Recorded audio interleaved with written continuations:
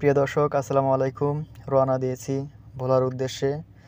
ভোলা power plant বরানুদ্দিন। তো আমি আর আমার সামনে দেখতেছেন একটা গাড়ি, এই দুই গাড়ি আমরা রওনা দিয়েছি ভোলার উদ্দেশ্যে। তো আমরা বরিশাল হয়ে পদ্মা সেতু হয়েই যাব। তো অলরেডি আমরা ভোলার ভিতরে ঢুকে গিয়েছি। এটা হচ্ছে যে ভোলার রাস্তা। ভোলা সদর থেকে যে রাস্তাটা গিয়েছে, রাস্তাটা তখন নতুন করেছে, আগে একটু নাকি ভাঙাচোরা ছিল। যাই হোক, নিজ জন্মভূমি থেকে গাড়ি চালাচ্ছি, খুব এক্সাইটেড। আর অনেক রাত হয়ে গেছে আস্তে আস্তে আমাদের, কারণ ফেরি পার হয়ে বরিশাল থেকে ভোলা আসতে হয়, এটা আপনারা অনেকেই জানেন, বিশেষ করে যারা ভোলাবাসী। তো রাতও অনেক এবং হালকা পাতলা গাড়ি, রাস্তাও অপরিচিত।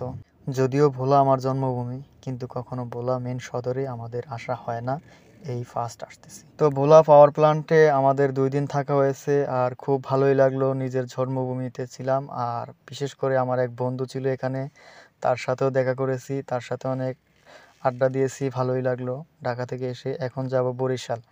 তো ফাইনালি আমরা বরিশাল চলে আসছি, বরিশাল পায়রা বন্দরে চলে আসছি। তো এটা হচ্ছে যে বরিশাল যে পায়রা বন্দরের যে পুরা এরিয়াটা, বিদ্যুৎ কেন্দ্র, এখানে ডিজাইন করা আছে সেমভাবেই, কিন্তু পুরা বিদ্যুৎ কেন্দ্রটা এইভাবেই ডিজাইন করা বাস্তবে।